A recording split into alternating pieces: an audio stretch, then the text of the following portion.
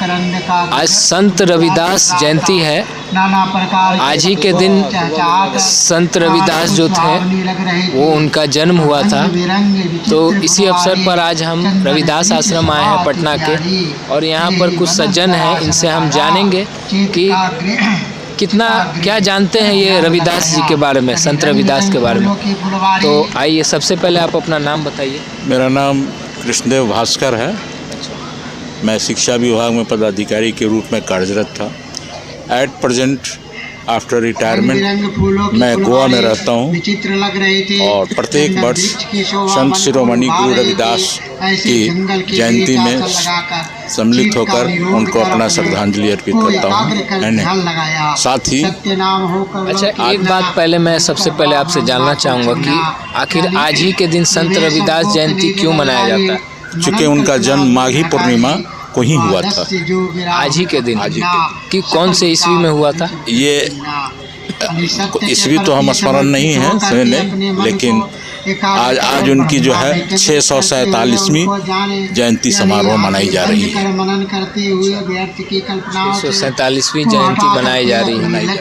अच्छा, ये कहा जाता है कि जो रविदास जी थे जाति से, चमार जाति से आते थे, तो इनके बारे में कुछ ब्रीफ में, शॉर्ट में बताइए। देखिए, ये जो थे है नहीं, इनका जन्म जो है बनारस के में हुआ, और वहाँ से होने के बाद है ना, उनकी जो भी बनारस में इनकी सारी अपना का जन्म बनारस में हुआ था। तो क्या लगता है हमारे जो समाज में इनका कितना योगदान रहा है? इनका योगदान ये था कि कर्म के साथ ही है न भक्ति किया जा सकता है न, ईश्वर की प्राप्ति के लिए ये सब। और आपको ऐसा नहीं लगता है कि कहीं ना कहीं सदियों से हमारे जो दलित समाज के भाई हैं उनके साथ भेदभाव किया जाता है? देखिए, भेदभाव का अलग अलग स्वरूप है नहीं, इतनी गहराई में तो मैं नहीं कह सकता हूँ क्या क्या उसका स्वरूप था, है ना। अलग अलग उसका भेदभाव का अलग अलग स्वरूप होता है। जाति से भी लोग ये करते हैं, लेकिन ये सब बात नहीं है। देखिए, हमने इनसे बात किया और काफ़ी अच्छा इनका कहना है, और भी बहुत सारे लोग हैं, इनसे भी हम जानेंगे कि आज संत रविदास जयंती है, इस अवसर पर लोग कितना कुछ क्या कुछ जानते हैं। तो आइए, यहाँ भी एक बैठे हुए हैं। क्या नाम हुआ आपका? श्याम किशोर प्रसाद। अच्छा, आज क्या है? आज जो है संत शिरोमणि गुरु रविदास जी का 447वीं जयंती समारोह है, जिसमें हम लोग भाग लिए हैं, आए हैं भाग लेने के लिए। आप रविदास जी के बारे में, संत रविदास जी के बारे में क्या कुछ जानते हैं? संत रविदास जी एक धार्मिक गुरु थे, और उन्होंने जो समाज में विषमता था उस पर उन्होंने कठोराघात किया है, और जो नीचे तबके के लोग थे उन्हें आध्यात्मिक शिक्षा दे करके आगे बढ़ाने का प्रयास किया कि समाज में समानता आवे, एक दूसरे के प्रति घृणा द्वेष जो है वो नहीं हो, सभी लोग समान रहें, सामान्य जिंदगी जिएं और सबकी प्रगति हो। यही उनका मुख्य उद्देश्य था, और उसी में वो निरंतर अपने को सुधारने का प्रयास किया है। रविदास जी जो थे वो तो जाति से चमार थे, तो अपने समाज के लिए वो क्या क्या किए? कुछ तो किए होंगे ना, क्योंकि संत उनको क्यों आखिर बोला गया? देखिए, मनुष्य जीवन में आध्यात्मिक उन्नति आवश्यक है, और आध्यात्मिक उन्नति के लिए गुरु की आवश्यकता होता है।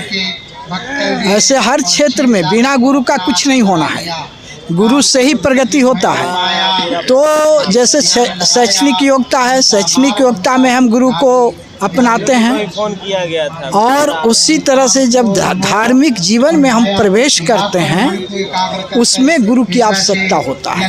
तो जो दबे कुचले लोग थे उन्हें उस समाज में गुरु की कमी था और उसको प्रगति के लिए गुरु की आवश्यकता था, जिसमें उस समय आज के 647 साल पहले उन्होंने उनका उदय हुआ और उदय होने के बाद उन्होंने धार्मिक जो प्रगति होता है उसके स्थिति में, चूँकि जो सनातन धर्म था उसमें बहुत सारे विसंगतियाँ घुस गया और घुस करके उसको दूषित करने का प्रयास किया भी गया। तो उसको दूर करने के लिए इन्होंने बहुत सारे प्रयास किए और कैसे माने धार्मिक जो प्रगति है मनुष्य जीवन को होना चाहिए उस पर उन्होंने प्रकाश डाला और लोगों को सुधार की ओर ले करके धार्मिक शिक्षा देने का प्रयास किया। सही बात है। आपने तो जो जानकारी दी है वो काफ़ी हमारे जो दर्शक देख रहे होंगे उनको काफ़ी नॉलेज होगा, जो लोग नहीं जानते हैं इस रविदास जी के बारे में। ठीक है, अच्छा लगा आपसे बात करके। देखिए और भी बहुत सारे लोग हैं, इनसे भी हम बात करेंगे और जानेंगे कि रविदास जयंती पे क्या कुछ जानते हैं। क्या जानते हैं रविदास जी के बारे में? रविदास जी के बारे में यही जानते हैं कि बहुत बड़ा महान आदमी व्यक्ति थे। रविदास जी बहुत अच्छा व्यक्ति रहते हुए भी अपना जीवन चमत्कार उद्योग में लगा दिए हैं और उन्हीं के अनुसार हम लोग भी चलना चाहते हैं और चल भी रहे हैं। 647वां जन्म दिवस मना रहे हैं और आगे साल भी मनाते रहेंगे, हर साल भी मनाते रहेंगे इसके। और पटना बेली रोड में सारा मंडल के सामने उनका रविदास आश्रम है, वहीं पर मनाया जा रहा है। हर साल मनाया जाएगा, आगे के लिए सोचा जाएगा, समझा जाएगा। आज कहीं ना कहीं आपके ही जो समाज के लोग हैं, जैसे चमार जाति से आते थे रविदास जी, आपके ही लोग जो हैं वो कहीं ना कहीं एकजुट नहीं है, आपको ऐसा लगता है कि नहीं? हाँ, एकजुट होने की ज़रूरत है। हाँ, एकजुट होने की ज़रूरत है ही है, लेकिन हम लोग नहीं ना हो पाते हैं। यही ना बात है। देखिए कुर्सी आपने लगाया है यहाँ पे लगभग 200-300 और अभी तक कुर्सी नहीं, 50-60 आदमी। तो कहीं ना कहीं तो लगता है ना कि समाज में जागरूकता नहीं है, जागरूकता नहीं है, एकत्र नहीं है। क्या सही बात है? एकदम सही बात है। जागरूकता, समाज में जागरूकता की जरूरत है। जागरूकता की ज़रूरत है, ये सही बात है।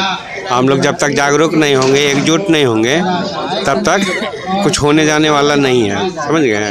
यही अगर कोई धर्म का काम होता वैसा रहता तो खड़ा होने का जगह नहीं मिलता।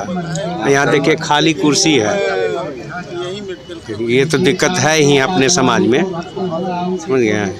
तो इस पर तो ध्यान देना ही है और सब लोग जागरूक। ये भी दलित समाज से आते थे, है ना? चमार जाति से, दलित समाज से आते थे। लेकिन आज भी कहीं ना कहीं हमारे समाज में एक ये टूट है, जो समाज एक नहीं हो पा रहा है। सदियों से हम लोग को सताया जा रहा है और ये ब्राह्मणवाद के कारण ही ऐसा हो रहा है ना? सही बात है, ये है, सही बात है।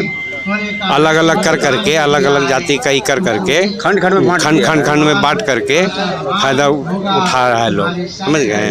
हाँ, तो हम लोग एकजुट जब तक नहीं होंगे तब तक दिक्कत तो होगा। अच्छा, आपको ऐसा महसूस होता है कि नहीं कि हमारे जो समाज से लोग जो आते हैं, कई ऐसे जातियां हैं जो छोटी जातियां में आती हैं, दलित में आती हैं, तो कहीं ना कहीं आज ऐसा है कि हम लोग के साथ भेदभाव किया जाता है, ऐसा आप महसूस करते हैं कि? एकदम हर जगह भेदभाव है। आपको ऑफिस में भी भेदभाव है, आप जहाँ रहते हैं वहाँ भेदभाव है, हर जगह भेदभाव है। कहीं बड़े पैमाने पर, कहीं छोटे पैमाने पर है, एकदम है। इसको नकारा नहीं जा सकता है।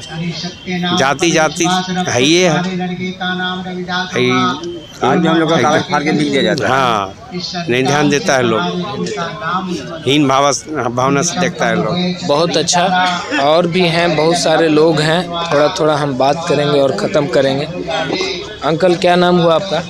मेरा नाम है राजेंद्र राम। बैठ जाओ। अच्छा, आज रविदास जयंती है, हाँ, तो शॉर्ट में बताइए क्यों मनाया जाता है?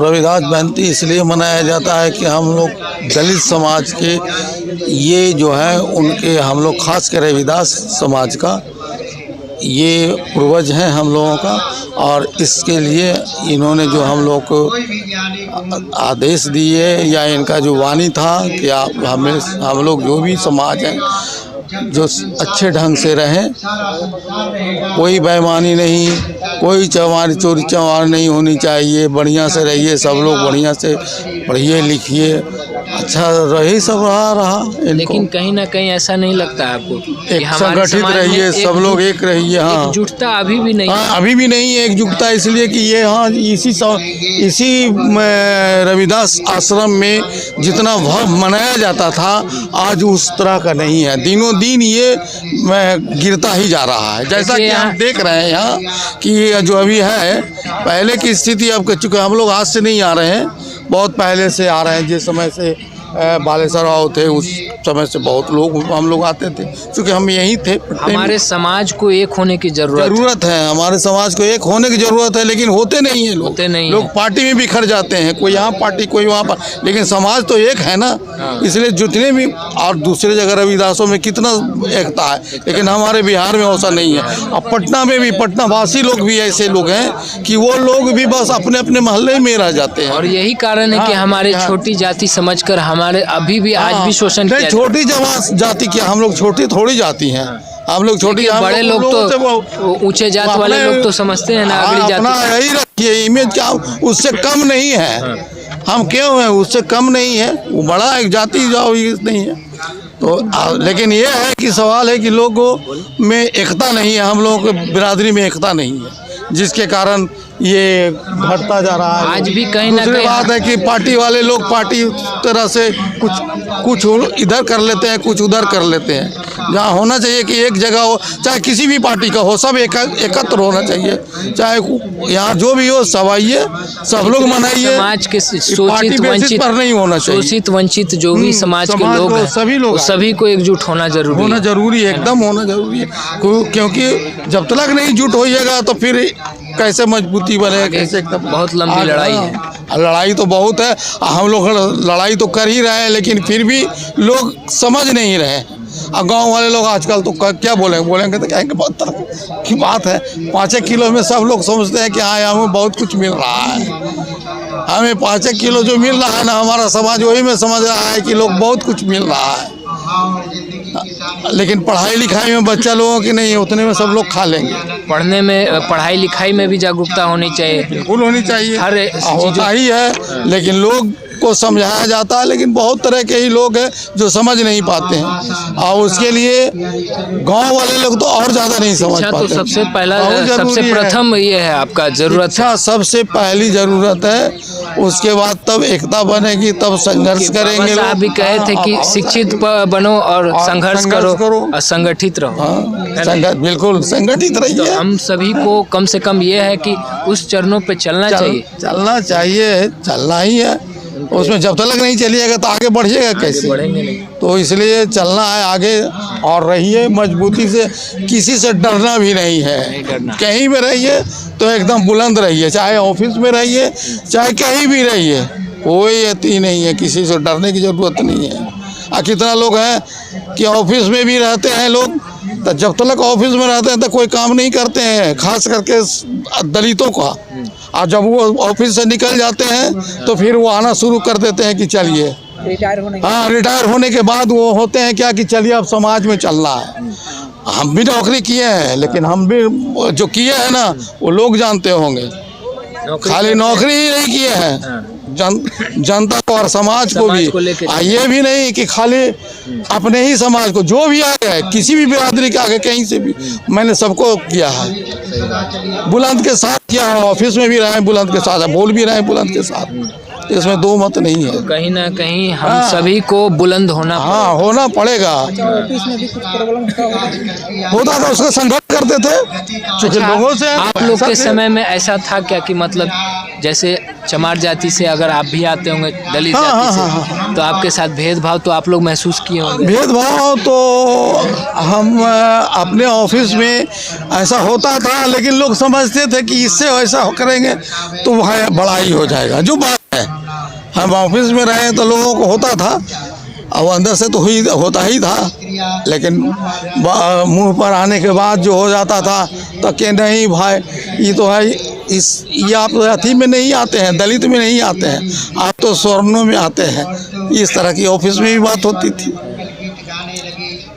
इसलिए एकत्र रहना चाहिए सबको, और जो भी है हम यही कहेंगे कि चाहे कहीं भी ऑफिस में पदाधिकारी हो चाहे कोई भी हो, अगर हमारे समाज के लोग जाते हैं तो उसको अच्छे ढंग से काम कीजिए, बढ़िया से कीजिए, बढ़िया से बात कीजिए, बैठाइए, चाय पिलाइए, समझ गए कि नहीं। लेकिन वो लोग, बहुत लोग नहीं कर पाते हैं। हम बहुत कुछ देखा है, अब तो 72 साल से ज़्यादा उम्र हो गया है ना। बहुत लोग, बहुत मंत्री लोगों को भी देखे हैं, बहुत लोगों से मिले भी हैं, बहुत एमएलए लोग से भी मिले, और लोग रेस्पेक्ट देते थे। लेकिन आज के एमएलए लोग भी नहीं दे पाते हैं। लेकिन लोग ऐसा अगर नाम दीजिए तो हो जाएंगे लोग, क्या अच्छा आए हैं, ठीक है, अपने समाज को नहीं देखते। लेकिन पहले लोग थे जो कुछ समझते थे। हम लोग उस समय विद्यार्थी थे, लेकिन जाते थे, रेस्पेक्ट मिलता था। बड़े बड़े ऊंचे पैदान पे चले जाते हैं, लेकिन अपने समाज को नहीं देखते हैं। बहुत लोग नहीं देखते हैं, यानी बहुत लोग की भी परसेंटेज में समझ 95% ही लोग नहीं। उदाहरण तो आपको यहीं से है कि आपने 200 से लगभग